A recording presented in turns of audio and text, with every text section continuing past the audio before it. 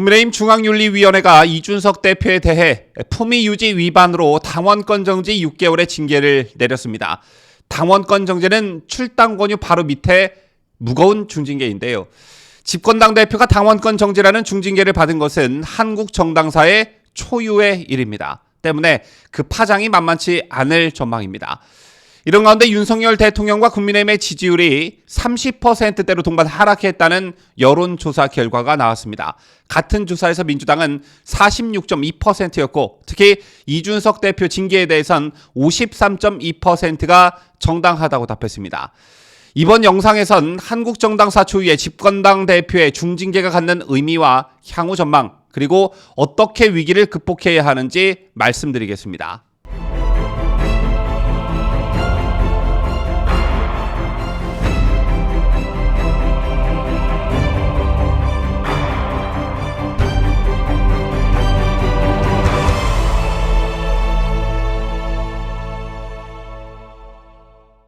시청자 여러분 안녕하십니까? 뉴스데일리 베스트 시작합니다. 어젯밤 아마 잠을 못 주무시고 국민의힘 윤리위 발표를 밤늦게까지 기다리셨던 분들 많이 계실 겁니다. 저도 그중 한 사람이었는데요. 국민의힘 이준석 대표의 성상납 증거인멸 교사 의혹을 심의하는 윤리위원회가 예고된 대로 국회 본관에서 열렸죠. 자, 오후 7시에 시작된 윤리위 심의는 자정을 넘겨 오전 2시 45분께까지 총 7시간 45분 동안 진행됐습니다. 윤리위는 이준석과 김철근 정무실장의 소명을 각각 들은 뒤에 회의를 계속 이어갔고 이준석과 김철근에게 각각 당원권 정지 6개월과 당원권 정지 2년의 중징계를 내렸습니다. 제 같은 징계 결과는 이양희 윤리위원장이 미리 써놓은 발표문을 직접 읽어내려 갔는데요. 중징계 이유는 윤리규칙 제4조 품위유지 의무를 위반했다는 것입니다. 이준석이 자신의 형사사건과 관련해 김철근에게 사실확인서 등 증거인멸과 위조를 교사했다는 혐의를 받고 있는데 이걸 부인하고 있는 이준석의 소명을 믿기 어렵다고 했고요. 사실확인서의 증거가치, 이준석 본인 및 당 전체에 미칠 영향, 당대표와 김 실장 간 업무상 지휘관계, 사건 의뢰인과 변호사의 통상적인 위임관계, 관련자들의 소명 내용과 녹취록, 언론에 공개된 각종 사실 자료 및 정무실장의 지위에 있는 김철근이 본인의 일이 아님에도 불구하고 7억 원이란 거액의 투자 유치 약속 증서 작성을 단독으로 결정했다고 믿기 어려운 점 등을 종합적으로 고려했다고 밝혔습니다. 다만 이양희 위원장은 심의 대상이 아닌 성상납 의혹에 대해서는 판단하지 않았다라고 했고요. 또 그간 이준석 당원의 당에 대한 기여와 공로 등을 참작하여 위와 같이 결정했다 이렇게 덧붙였습니다. 자, 이 말 속에 담겨있는 속뜻은 무엇일까요? 이준석 너도 김철근과 같이 원래는 당원권 정지 2년 정도의 징계를 내려야 마땅한데 당대표로서 당에 기여한 공로가 있으니 6개월 정도로 할게 라는 속뜻이 담겨있는 겁니다. 왜냐? 증거인멸 지시를 내린 사람은 6개월, 그 지시를 받고 실행에 옮긴 사람은 2년, 이것부터 말이 안 되기 때문이죠. 자, 그럼 왜 굳이 이양희 위원장은 미리 써온 발표문에서 그간 이준석 당원의 당에 대한 기여와 공로 등을 참작하여 위와 같이 결정했다 이런 문구를 집어넣었을까요? 자, 언뜻 보기엔 굉장히 좋은 말로 들릴 수는 있겠으나 전혀 그렇지 않습니다. 이 말을 뒤집어 놓고 해석하면요. 그래, 네 말대로 대선과 지선에서 너의 공로가 컸다고 하자. 그럼에도 불구하고 네가 저지른 죄가 당에 심대한 부정적 영향을 끼쳤으니 우리는 징계할 수밖에 없었다라는 것과 똑같은 것입니다.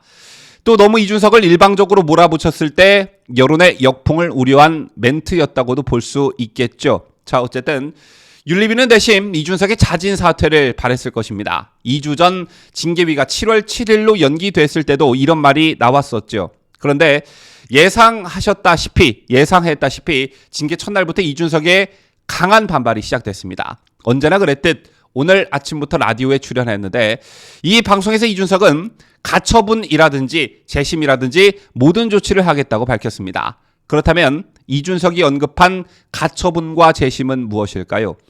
저선 가처분 신청의 경우 통상 법원이 폭넓게 받아들이는 경우가 많습니다만 이번 국민의힘 윤리위의 결정은 법률적 행위가 아닌 정당 내부의 정치적 행위이기 때문에 가처분 신청이 받아들여지지 않을 가능성이 높게 점쳐지고 있습니다. 또 이준석 대표가 말한 재심의 경우는 제소를 통한 윤리위의 재심을 뜻하는데 국민의힘 윤리위 규정 22조는 당대표는 중앙윤리위원회의 의결을 거쳐 징계 처분을 취소 또는 정지할 수 있다 이렇게 규정하고 있습니다. 다만 이는 윤리위 의결을 거쳐야 하는데 윤리위가 스스로의 결정을 번복할 가능성은 제로입니다.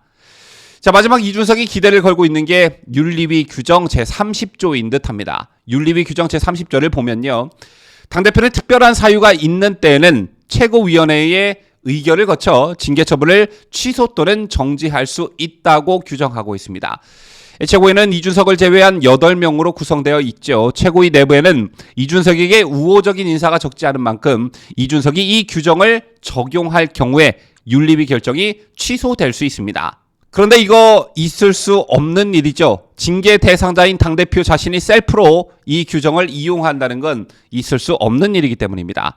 자, 때문에 당 일각에선 이 조항을 두고 유명무실한 조항이라는 분석이 지배적입니다. 자, 때문에 오늘 아침 권성동 원내대표가 이준석 거취와 관련해 윤리위 징계 의결 즉시 효력이 발생하기 때문에 당대표 권한이 정지되고 권한은 원내대표가 직무대행하는 것으로 해석하고 있다. 이렇게 말한 것입니다.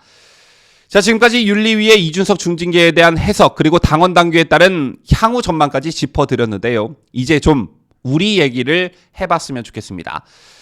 꽤 오랜 시간 제가 이준석을 비판하면서 여러분들께 강조했던 부분의 핵심은요. 어떠한 경우든 혼란을 피할 수는 없습니다. 라는 것이었습니다.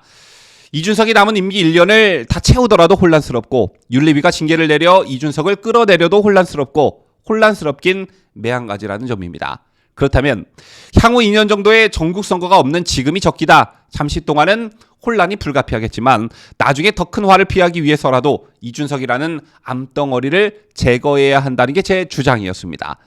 자, 그렇다면 이제 수습을 어떻게 할 것이냐라는 부분이 남는데요. 지금 이 상태로라면 물론 다소간 시끄럽겠지만 이준석은 제풀의 지가 꺾이게 되어 있습니다. 이준석의 반발은 대선이 끝나고 자신을 향해 조여오는 수사의 방어막을 치기 위해 국회의원 보궐선거에 출마해 지금 국회의원 배지라는 방탄복을 입은 이재명과 똑같다고 보시면 됩니다. 즉 이준석에게 당대표라는 직함은 곧 있을 수사에 대한 방탄복에 불과한 것입니다. 자, 그런데 이 방탄복이 벗겨지게 됐죠. 그렇다면 현재 이 사건을 수사하고 있는 경찰도 수사하기가 훨씬 편해집니다. 집권 여당의 당대표 이준석을 수사하는 것보다 30대 청년 이준석을 수사하는 게 훨씬 부담이 적겠죠. 김상진 아이카이스트 전 대표를 변호하고 있는 김소연 변호사에 따르면 이번 달 말까지 김성진 전 대표에 대한 2번 정도의 참고인 조사가 더 남았고, 자, 이 참고인 조사가 끝나면 이준석의 소환이 있을 것이라고 하더군요.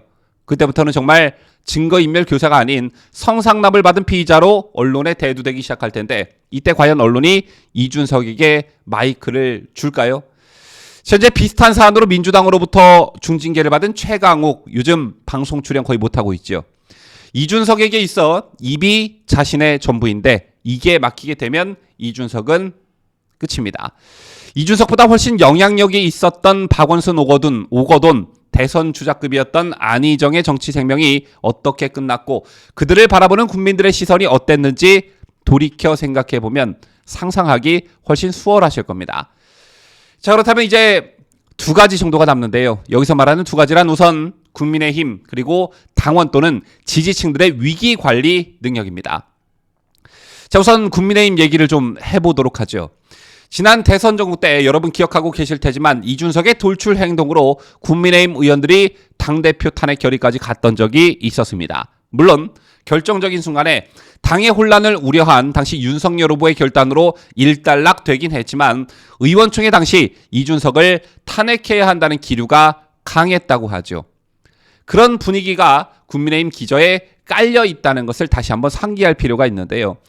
자, 그간 지지층들의 불만은 허구한 날 당내 갈등을 야기시키는 어린 당대표 한 명, 말끔하게 해결하지 못하는 국민의힘에 대한 성토가 많았던 게 사실입니다. 이러한 배경엔 국민의힘 소속 의원들 특유의 웰빙 의식이 깔려 있다고 보면 되는데 그간 많은 눈치를 봤겠죠. 자칫 잘못 나섰다가 다음에 내가 공천을 못 받게 되는 것 아니냐. 괜히 청년 정치인 잘못 공격했다가 언론으로부터 꼰대 취급받는 거 아니냐. 윤석열 대통령의 의중은 무엇일까 등등등 뭐 이런 눈치 보기에 급급했을 겁니다. 뭐 이건 안 봐도 비디오이죠. 하지만 원래대로라면 윤석열 대통령이 당의 혼란으로 지지율에 타격을 입기 전에 지지층들의 원성이 높아지기 전에 당 소속 의원들이 먼저 나서 이 문제를 해결해야 했습니다. 그런데 국민의힘 그 특유의 웰빙 의식 때문에 근 1년을 이준석 문제로 단 하루라도 조용할 날이 없었습니다. 그렇다면 이제 당 윤리위가 그 길을 열어줬다면요. 이제 수습은 국민의힘 의원들이 나서 해결해야 하는 것입니다. 이준석을 제끼면 뭐 청년 지지층이 다 떠나간다. 당의 다양성이 위축된다. 이런 뻘소리는 이제 그만 집어치우고 당 소속 의원들은 물론 정국이, 원로들, 각 지방의 당협위원회들 할 것 없이 한마음 한뜻으로 위기관리 능력을 10분 발휘해야 합니다.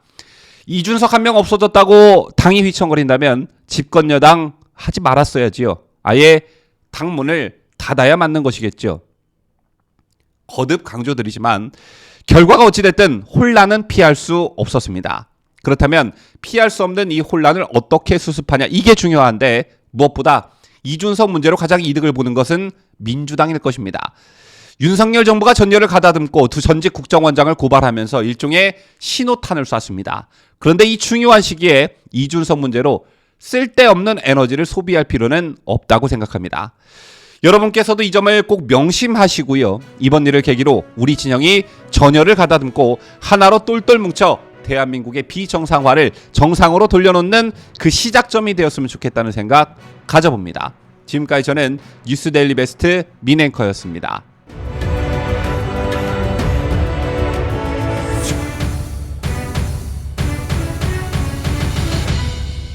함께해요. 뉴스데일리 베스트.